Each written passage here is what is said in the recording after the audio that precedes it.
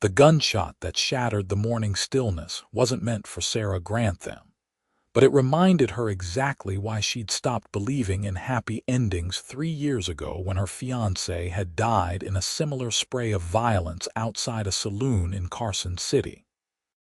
She pressed herself against the wooden storefront of Henderson's General Store in Verdi, Nevada, her heart hammering as two men on horseback thundered past, kicking up dust that coated her dark blue traveling dress.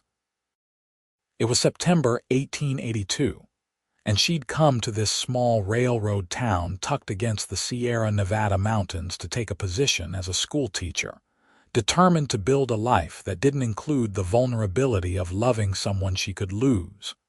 The shooting stopped as quickly as it started. Sarah peered around the corner to see a tall man in worn leather chaps and a tan work shirt standing in the middle of the dirt road, his revolver still drawn but pointed at the ground. His brown hat shadowed his face, but she could see the tension in his broad shoulders as he watched the retreating riders disappear toward the Truckee River. Several townspeople emerged cautiously from doorways and alleys. "They will be back," an elderly woman said, clutching her shawl. "Those Norton boys always come back." The man holstered his weapon and turned, and Sarah found herself staring into the bluest eyes she'd ever seen. His face was sun-weathered and strong-jawed, with lines around his eyes that suggested he smiled often, though he wasn't smiling now. He couldn't have been more than 30, and there was something steady about him that made her breath catch despite herself. "Everyone all right?" he called out, his voice carrying a warm authority that seemed to calm the gathered crowd. "Fine, thanks to you, Blake," the shopkeeper said, emerging with his broom. "Those Norton brothers have been causing trouble since they got run out of Virginia City." Blake. Sarah committed the name to memory even as she told herself it didn't matter. She wasn't here to notice cowboys with blue eyes and capable hands. She was here to teach children their letters and arithmetic, to live a quiet, safe life where her heart couldn't be torn apart again. She turned to slip away, but her heel caught on an uneven board and she stumbled. Strong hands caught her elbows, steadying her, and she looked up to find Blake standing close enough that she could see the concern in those remarkable eyes. "Careful there, miss," he said. "These boardwalks are a hazard. Been meaning to talk to the mayor about fixing them." "I'm fine," Sarah said, perhaps more sharply than she intended. She pulled back from his grasp, unsettled by the warmth of his touch through her sleeves. "Thank you." He stepped back immediately, tipping his hat. "Blake Northwood, madam. I run a horse ranch about 2 miles north of town." "And you must be the new schoolteacher everyone's been talking about. News travels fast." Sarah smoothed her skirt, avoiding his gaze. "In a town of 300 people. Yes, madam, it does." There was a hint of amusement in his voice now. "Welcome to Verdie. I hope the excitement this morning won't scare you off. It's usually quieter than this." "I'm not easily frightened, Mr. Northwood." That much was true. She'd learned to be strong after Daniel died, to build walls high enough that nothing could hurt her again. "Now, if you'll excuse me, I need to find Mrs. Patterson's boarding house." "That would be 2 streets over, the yellow house with the white fence." He pointed, then hesitated as if he wanted to say more. Instead, he simply tipped his hat again. "I'm sure I'll see you around, Miss Grantham." Sarah Grantham. She offered the information reluctantly, then walked away before he could continue the conversation. She didn't look back, though she felt his gaze following her. Mrs. Patterson's boarding house was indeed yellow, a cheerful color that seemed at odds with the rough frontier town surrounding it. The proprietor herself was a plump woman in her 50s with kind eyes and flour on her apron. "Oh, you poor dear. You must be exhausted from your journey," Mrs. Patterson said, ushering Sarah inside. "I've prepared the corner room for you. It has the best light for reading in the evenings. I remember you wrote that you enjoyed reading." The room was small but clean, with a brass bed covered in a handmade quilt, a washstand, a desk by the window, and a bookshelf already waiting to be filled. Sarah set down her carpetbag and felt some of the tension leave her shoulders. This was good. This was manageable. A quiet room in a small town where she could teach and read and live without the chaos of emotion. "Supper is at 6, Mrs. Patterson said from the doorway. "Nothing fancy tonight, just stew and biscuits. There are 3 other boarders, all respectable. Mr. Chen, who works for the railroad, Miss Dorothy, who helps at the doctor's office, and Mr. Talbot, who manages the telegraph office." She paused. "We're glad to have you, dear. The children have been without a proper teacher since Mrs. Whitmore retired last spring." After Mrs. Patterson left, Sarah unpacked her few belongings. 3 dresses, her teaching books, her Bible, and wrapped carefully in a shawl, the photograph of Daniel in his Sunday best. She looked at his young, earnest face and felt the familiar ache. They'd been 22 and full of plans. He'd been a clerk with ambitions of opening his own mercantile. She'd wanted to teach. They were going to build a life together in California. Then one night he'd gone to meet a business associate at a saloon, and a fight broke out. A stray bullet, the sheriff had said. Wrong place, wrong time. Daniel had died in the street before the doctor could arrive, and Sarah's dreams had died with him. She'd spent a year in mourning, another year trying to convince herself she could love again, and then she'd simply stopped trying. It was easier this way, safer. Love meant loss, and she'd already lost more than she could bear. Sarah set the photograph on the desk and turned away. The schoolhouse was a simple white building at the edge of town, with rows of desks, a blackboard, and windows that let in the morning light. Sarah arrived early on Monday to prepare, arranging books and writing the day's lessons on the board. She was reviewing her roster when the door opened, and Blake Northwood stepped inside, holding the hand of a small girl with braids the color of honey. "Morning, Miss Grantham," he said. "This is my daughter, Emma. She's 7 and excited to start school." Daughter. Sarah felt a strange mixture of relief and disappointment, followed by irritation at herself for feeling anything at all.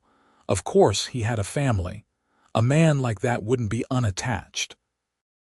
"Hello, Emma," Sarah said warmly, kneeling to the girl's level.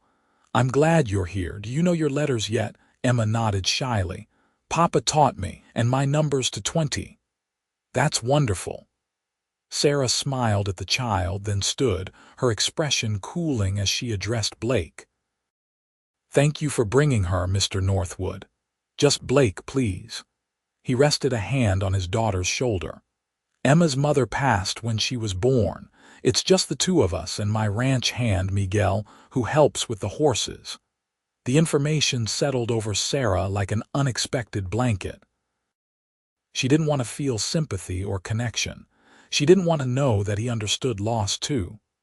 "I'm sorry for your loss," she said formally. "It was a long time ago." Blake's eyes searched her face. "Emma, you be good for Miss Grantham. I'll pick you up this afternoon." As the morning progressed, more children arrived. Sarah counted 16 students ranging from age 5 to 14, a manageable number. She organized them by reading level and began the day with basic lessons, finding her rhythm in the familiar structure of teaching. Emma proved to be a bright, attentive student, and Sarah couldn't help but notice how the girl's expressions sometimes mirrored her father's. Blake arrived promptly at 3 to collect Emma. He leaned against the doorframe, watching as Sarah helped a struggling student with his arithmetic. When she finally dismissed the class, he approached her desk. "How was she?" he asked. "Excellent. She's ahead of most of the other children her age." Sarah gathered her papers. "You've done well teaching her." "I try. Reading was never my strong suit, but I want her to have opportunities I didn't." He shifted his weight, suddenly seeming uncertain. Miss Grantham, I was wondering if you might consider joining us for Sunday supper this week. Nothing fancy, just a meal at the ranch. Emma's been asking. That's kind, but I don't think it would be appropriate. Sarah kept her tone polite but firm. It's just supper, Blake said. Emma doesn't have many women in her life. Mrs. Patterson, Miss Dorothy, but no one close to her own situation. I thought you might be a good influence. Mr. Northwood, I'm here to teach your daughter not to become personally involved with your family. The words came out harsher than Sarah intended, and she saw him flinch. Understood. His voice went flat. I apologize for overstepping, Miss Grantham. Come on, Emma. Sarah watched them leave, Emma looking back with confused eyes and felt guilt twist in her stomach. She'd been rude, but it was necessary. She couldn't afford to get close to anyone, especially not a widowed rancher with kind eyes and a sweet daughter who could easily work their way into her carefully guarded heart. The week passed in a careful dance of avoidance. Blake brought Emma to school and picked her up with nothing more than polite nods. Sarah threw herself into teaching, staying late to prepare lessons and helping slower students catch up. The children were wonderful, eager to learn despite their varied backgrounds. Some were children of railroad workers, others from ranching families, a few from the handful of businesses that kept Verdie alive. On Friday afternoon, Sarah was walking back to the boarding house when she heard shouting from the direction of the saloon. She quickened her pace, but before she could pass, two men stumbled out into the street. She recognized them from Blake's description during a town meeting about safety, the Norton brothers, the same troublemakers from her first day. Well, look here, the taller one said, spotting Sarah. The pretty schoolteacher. Sarah kept walking, her heart racing. The street was surprisingly empty for late afternoon. Hey, I'm talking to you. The man moved to block her path. He smelled of whiskey and sweat. Not very friendly, are you? Please let me pass, Sarah said, keeping her voice steady despite her fear. Maybe we could get to know each other better first. He reached for her arm. Sarah jerked back, but his brother had moved behind her. She was trapped between them, panic rising in her chest. Then a familiar voice cut through the tension. Touch her and you'll regret it. Blake stood at the edge of the boardwalk, his hand resting on his revolver. His expression was calm, but Sarah saw the steel in his eyes. This doesn't concern you, Northwood, the taller Norton said. Miss Grantham is our schoolteacher, which makes her everyone's concern. Blake stepped into the street. And you boys know you're not supposed to be causing trouble in town. Sheriff made that clear last time. Sheriff's not here, the shorter brother said. No, but I am. Blake's voice went quiet and dangerous. And I'm asking you nicely to step away from the lady and get on your horses. For a long moment, no one moved. Then the taller Norton spat in the dirt and gestured to his brother. This isn't worth it. Come on. They mounted their horses and rode off, and Sarah found herself trembling with delayed reaction. Blake was at her side immediately, his hand steadying her elbow. Are you all right? His concern was genuine, warming something in her chest she'd thought frozen. Yes, I'm fine. Thank you. Sarah took a shaky breath. That's twice now you've helped me. Those men are trouble. You shouldn't walk alone if they're in town. Blake didn't release her elbow, and Sarah found she didn't want him to. Let me escort you to the boarding house. They walked in silence for a moment before Sarah spoke. I'm sorry I was rude about your dinner invitation. You were being kind, and I responded poorly. You don't owe me an explanation, Blake said, but she could hear the question in his voice. I lost someone, Sarah said quietly, surprising herself with the admission. 3 years ago. He died in a shooting much like what happened my first day here. I came to Verdi to start fresh, and that means not getting attached to anyone. Blake was quiet for a long moment. I understand that impulse more than you know. When Emma's mother died, I threw myself into building the ranch, into being a father. I told myself that was enough." He glanced at her. "But Emma needs more than just me, and if I'm being honest, so do I, Mr. Northwood. I'm not asking for anything you're not ready to give, Miss Grantham, just friendship. Emma really does ask about you, wonders why her teacher won't visit." He smiled slightly. "She's 7. She doesn't understand adult complications." Sarah felt her resolve wavering. "Just supper. Just supper. This Sunday, if you're willing. I promise Miguel makes excellent tamales and Emma will talk your ear off about the new foal we have." Against her better judgment, Sarah nodded. "All right, Sunday." Blake's smile was like sunrise, warm and genuine, and Sarah felt her carefully constructed walls develop their first crack. Sunday arrived with perfect September weather, cool enough to be comfortable but warm enough that Sarah didn't need a shawl for the wagon ride to Blake's ranch.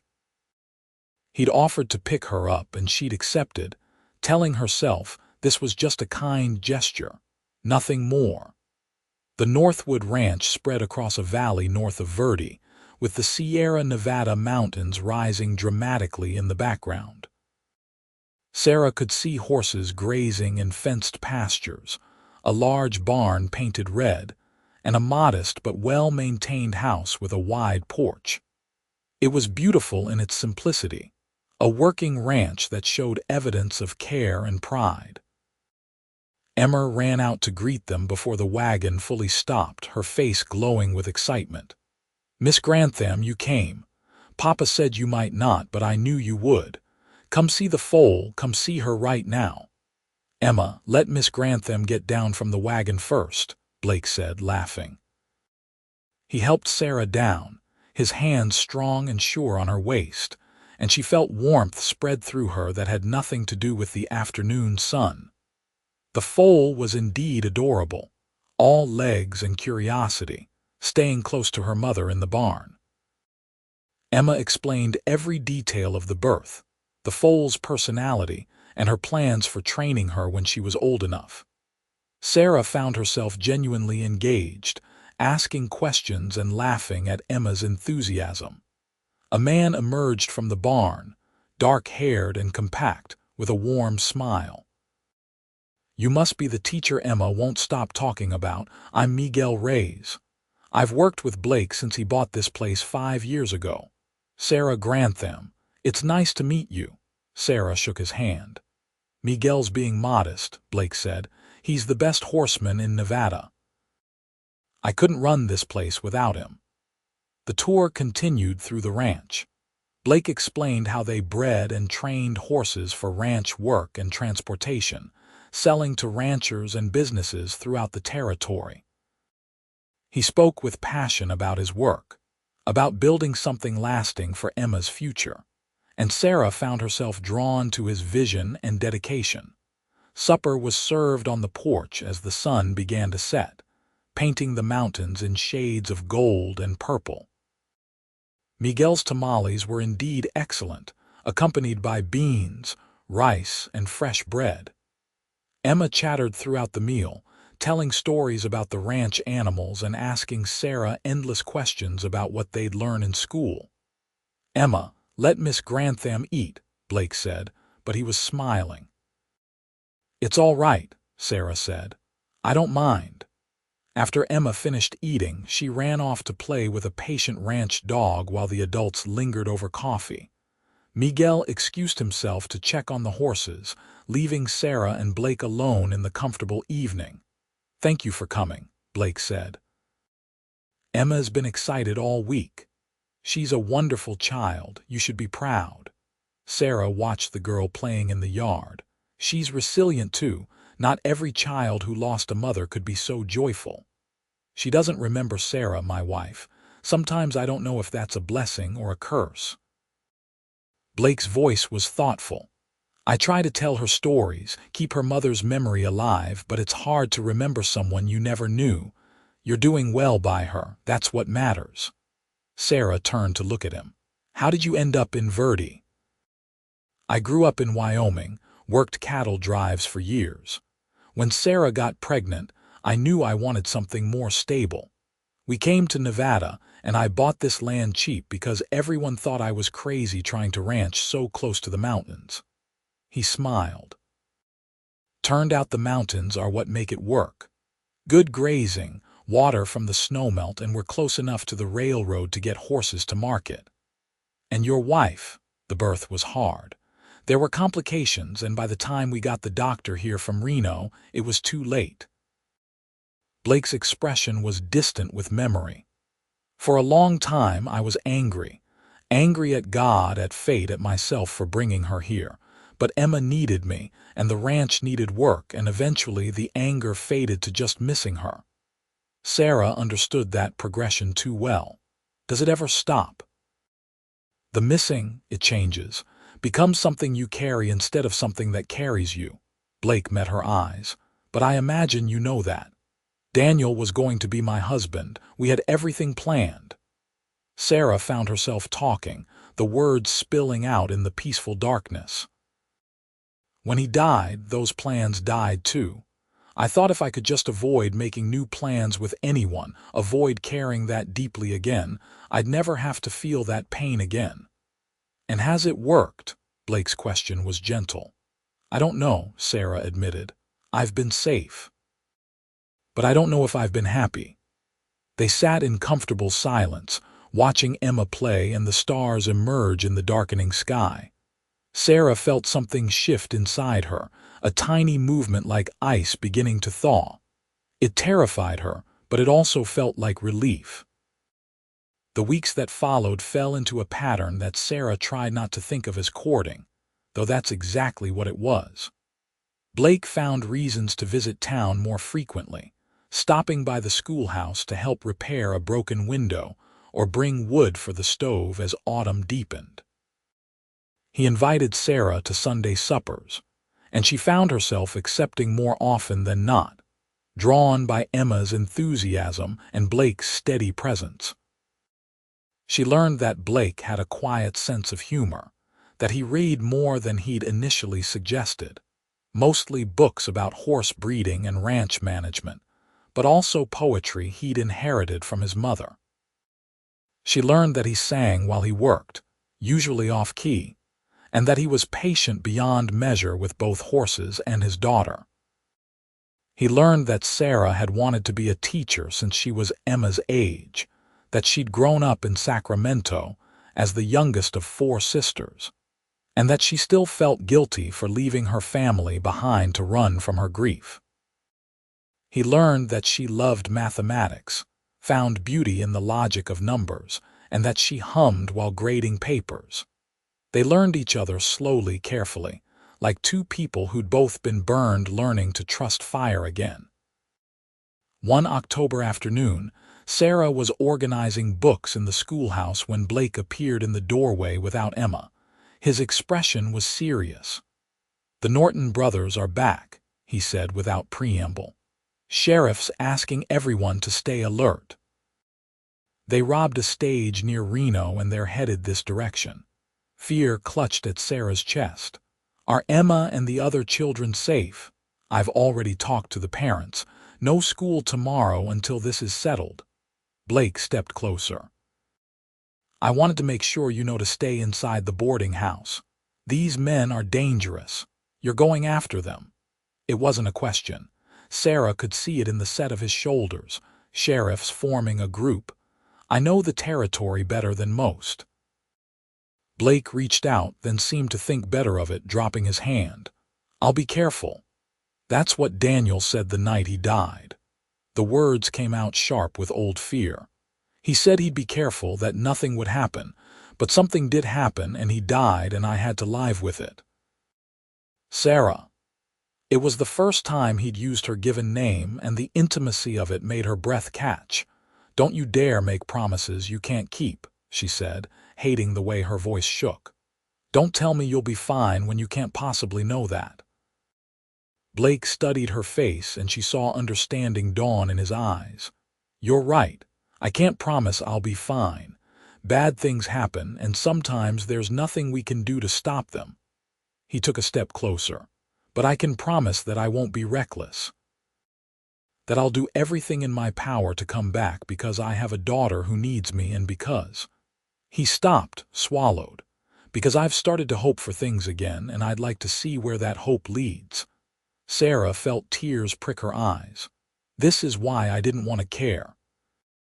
This feeling right here, this terror of losing someone again." "I know." Blake's voice was soft.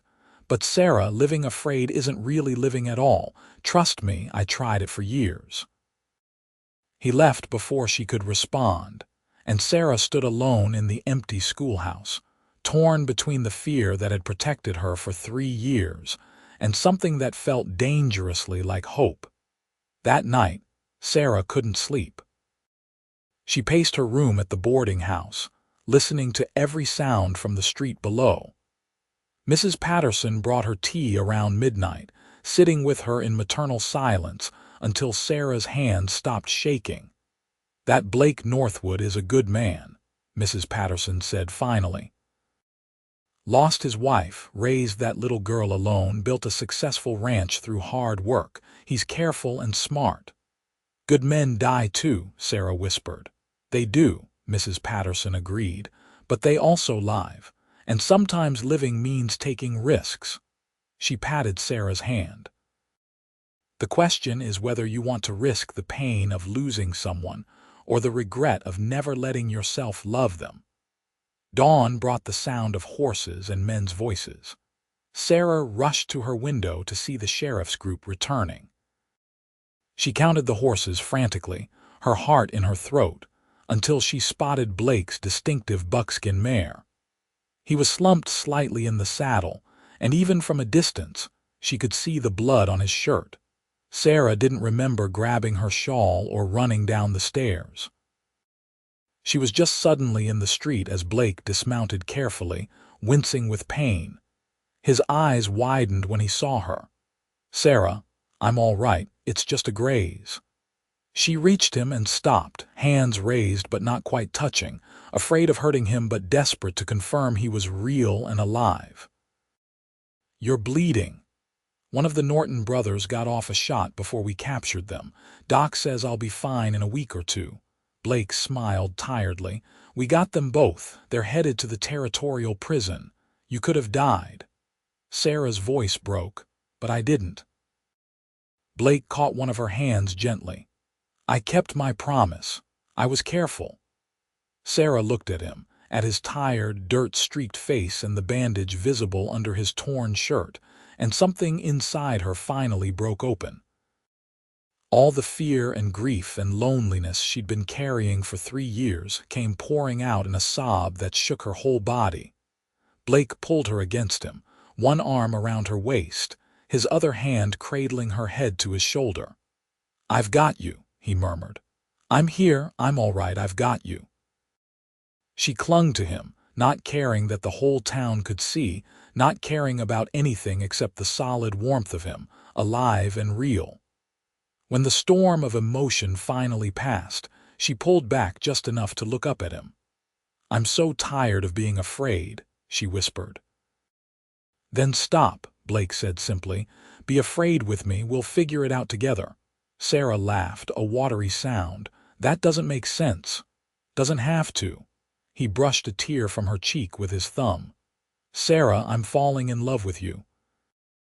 I've probably been falling since the day you tried to walk away from me so determined not to feel anything. I know you're scared. I'm scared too. But I think what we could have together is worth the risk. What if something happens to you?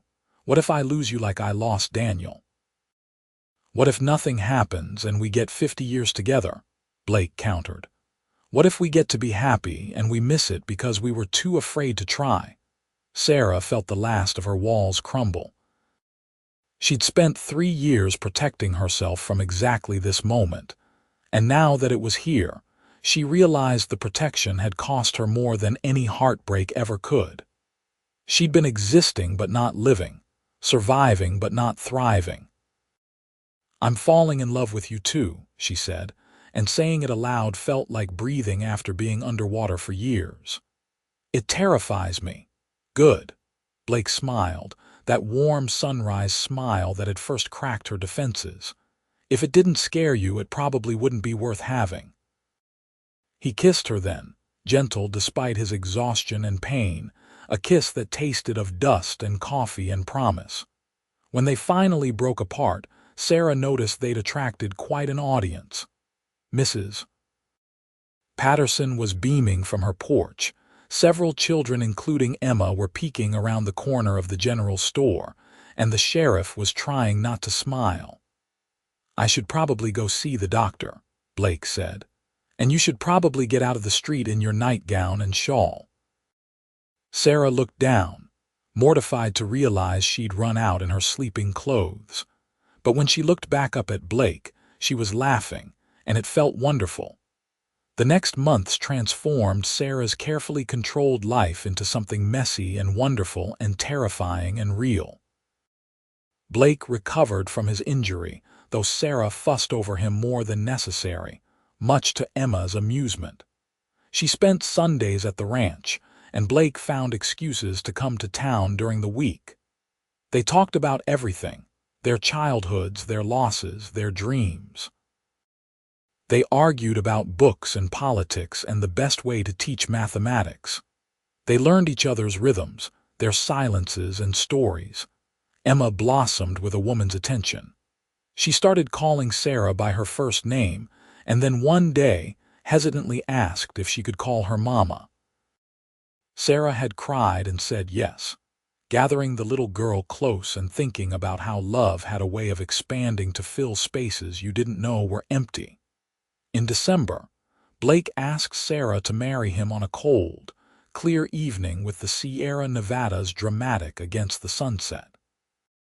Emma was there, holding a ring they'd picked out together in Reno, a simple gold band with a small diamond. "I know I'm asking you to risk everything again," Blake said, kneeling in the snow outside the ranch house. "But Sarah, I promise to spend every day making that risk worthwhile. I promise to love you, to be careful but not too careful, to live life fully with you. Will you marry me?"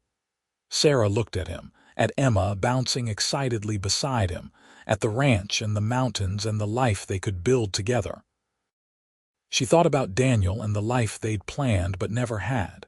She thought about the 3 years she'd spent hiding from possibility, and she thought about Blake's words months ago about living afraid not really being living at all. "Yes," she said, and then louder, "Yes, I'll marry you." Emma whooped with joy.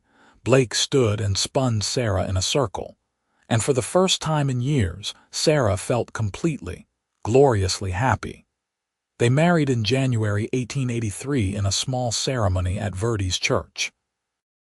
Sarah's oldest sister traveled from Sacramento to stand with her, and Miguel served as Blake's best man. Emma was flower girl, taking her role with solemn importance. Mrs. Patterson cried through the entire ceremony, and half the town attended the reception at the boarding house afterward.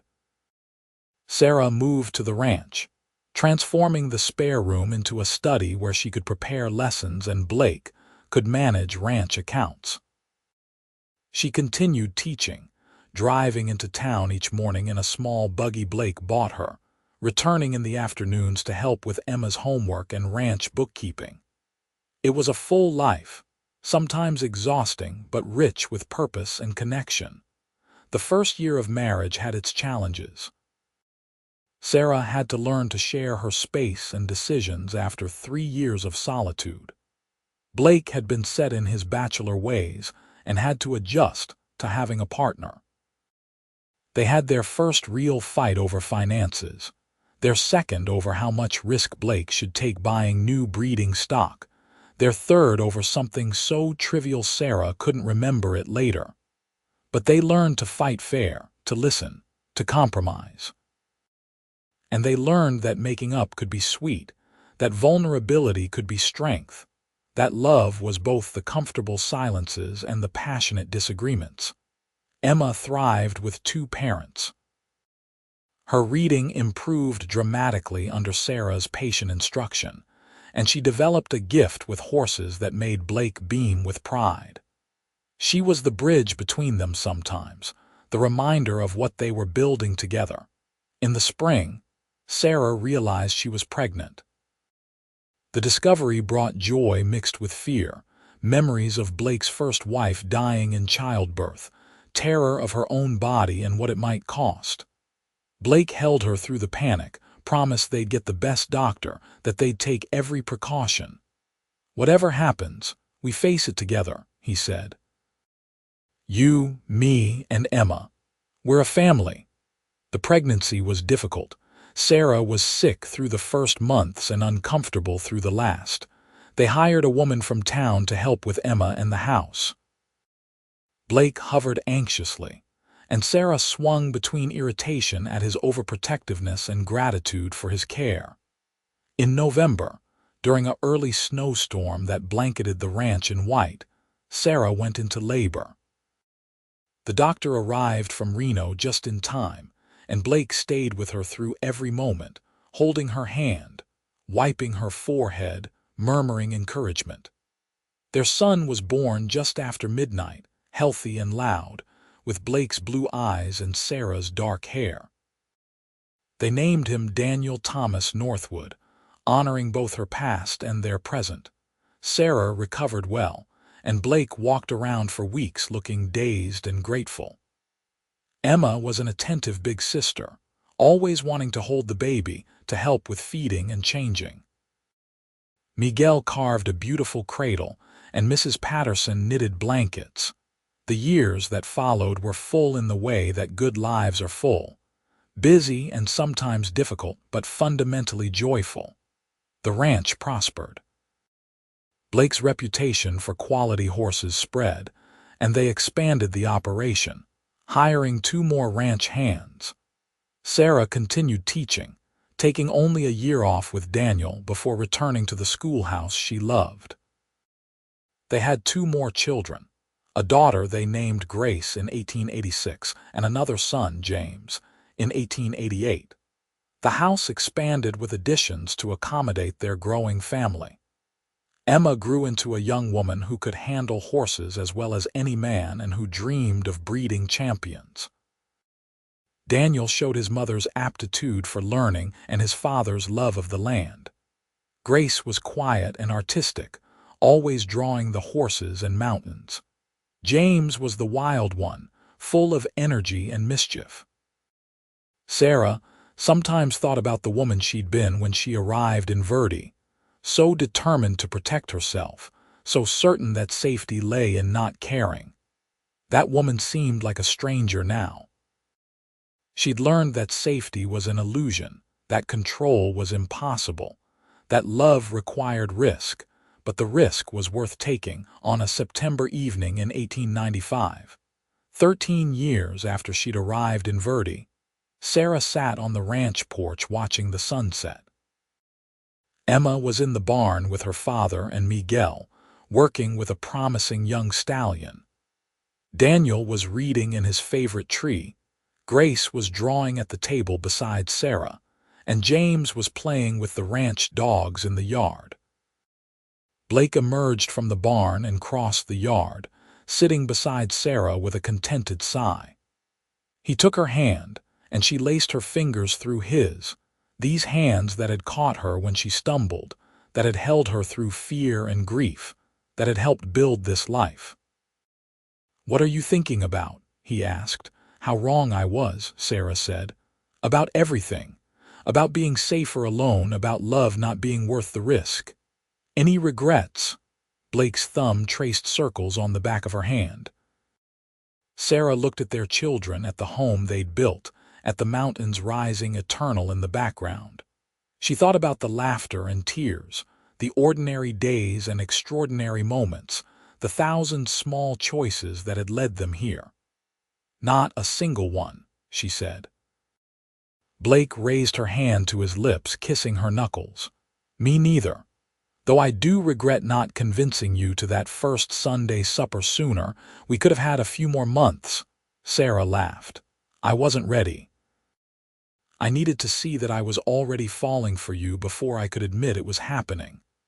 "And when did you know," Blake asked, "that you were falling for me, Honestly, probably that first day when you caught me on the boardwalk. Sarah smiled at the memory. But I didn't let myself acknowledge it for months. I knew the moment you tried to walk away looking so determined, Blake said. There was something about you that called to me, like recognizing something I'd been missing without knowing it was gone. Emma called from the barn, asking for Blake's opinion on the stallion's training. He stood, kissing the top of Sarah's head before heading back to work. Sarah watched him go, this man who taught her that love was worth the wait, worth the risk, worth everything. Later that night, after the children were in bed, Sarah and Blake lay together in the darkness of their room. Through the window, she could see stars scattered across the Nevada sky like diamonds on velvet. "Tell me something I don't know about you," Sarah said, a game they still played after all these years. Blake was quiet for a moment. "I used to be afraid of being happy," he finally said. "After Sarah died, I thought happiness was something that happened to other people, something I'd lost my chance at. I poured everything into the ranch and Emma because work and duty couldn't be taken away."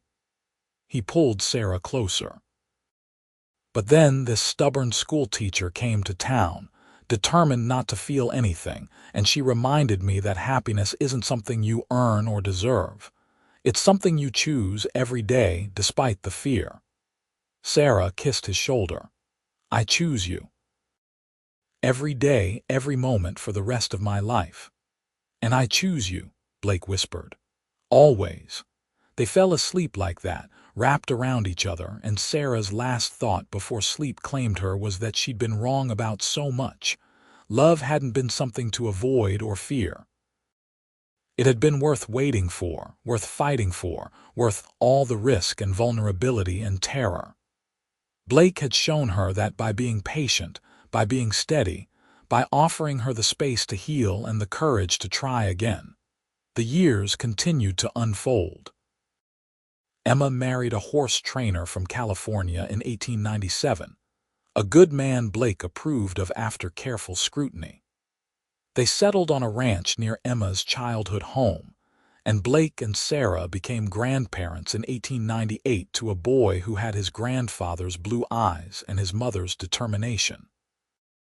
Daniel attended university in San Francisco, studying engineering, while Grace showed promise as an artist. James took to ranching like he'd been born to it, working alongside his father from dawn to dusk, learning every aspect of the business. The ranch became one of the most successful in Nevada.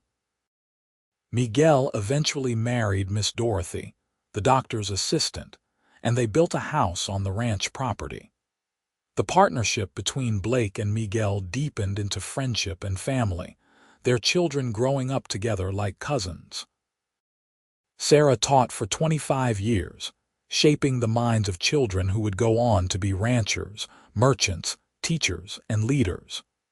When she finally retired in 1907, the town held a celebration honoring her service. Former students, now adults with children of their own, came to express their gratitude for the education she'd provided. Blake was there, of course, standing beside her with the same steady presence he'd always offered. His hair had gone silver, and lines marked his face, but his blue eyes were still bright, still capable of making her heart flutter with a glance. They grew old together on the ranch, watching their children have children, watching the West change from frontier to civilization. The railroad brought more people, more opportunities, more connections to the wider world. Verdie grew from a rough town of 300 to a thriving community. But through all the changes, some things remained constant. The Sierra Nevada mountains still rose dramatic and beautiful against the sky. Horses still grazed in the Northwood pastures. And Blake and Sarah still sat on their porch in the evenings, hands linked, watching the sunset paint the world in gold in the summer of 1920. Sarah sat in that same spot, now 73 years old. Blake was beside her, 75 and slowed by arthritis but still sharp-minded and loving. Their children were grown with families of their own, scattered across the West, but gathering regularly at the ranch for holidays and celebrations. They had 12 grandchildren and 3 great-grandchildren now, a legacy of love that had started with 2 wounded people learning to trust again. "You remember the day we met?" Blake asked, as he often did when they sat together in the quiet. "You caught me on the boardwalk," Sarah said, smiling, "and I tried to walk away from you. Best thing that ever happened to me that you stumbled," Blake said, "though it took me a while to convince you of it." "You were patient," Sarah said. "You showed me that love didn't have to be something I feared, that it could be worth the wait." Blake raised their joined hands, kissing her knuckles as he'd done 1,000 times over the years. "It was worth waiting for. You were worth waiting for." All of this was worth every moment of fear and doubt. Sarah looked at their ranch, at the life they'd built, at the family they'd created. She thought about the young woman who'd arrived in Verdi in 1882, so determined to protect herself from ever feeling pain again. If she could go back and tell that woman what waited for her, what love she'd find with a cowboy rancher who understood loss and healing, would she have believed it? Probably not. Some things had to be lived to be understood. "I love you," Sarah said, words she'd said 10,000 times, but that still felt new every time. "I love you too," Blake replied, as he always did. "Always have, always will." They sat together as the sun set over the mountains, painting the sky in shades of pink and gold and purple. Somewhere in the barn, they could hear James working with the horses. From the house came the sound of their youngest grandchildren playing, visiting for the summer. The air smelled of high desert sage and horse and home. Sarah had thought love was something to be avoided, that the pain of loss made caring too dangerous. But Blake had shown her differently. He'd shown her that love was worth the risk, that connection was worth the vulnerability, that opening your heart again after it had been broken was the bravest thing anyone could do. And sitting there on the porch of the ranch, they'd built together, surrounded by the evidence of their love in children and grandchildren, in horses and land and a life well lived. Sarah knew that every moment of fear had been worth it. The cowboy had shown her that love had been worth waiting for, and she'd spent nearly 40 years proving him right. As darkness fell and stars emerged in the vast Nevada sky, Blake helped Sarah to her feet, and they walked together into their house, into the warmth and light, into the life they'd chosen together despite fear, despite loss, despite everything that had tried to keep them apart. It had been worth the wait. It had been worth the risk. And if she had to do it all again, knowing everything she knew now, Sarah wouldn't change a single moment. The cowboy had given her everything she'd given up hoping for, and in return, she'd given him the same. A love that lasted, a partnership that endured, and a life that proved that sometimes the best things come to those who are brave enough to try again. Their story didn't end with grand gestures or dramatic moments. It ended the way the best love stories do, quietly, gratefully, with 2 people who'd found each other against the odds and built something lasting. In the wild west town of Verdie, Nevada, a schoolteacher who'd given up on love and a cowboy rancher who understood loss had found their way to each other. And in finding each other, they'd found their way home.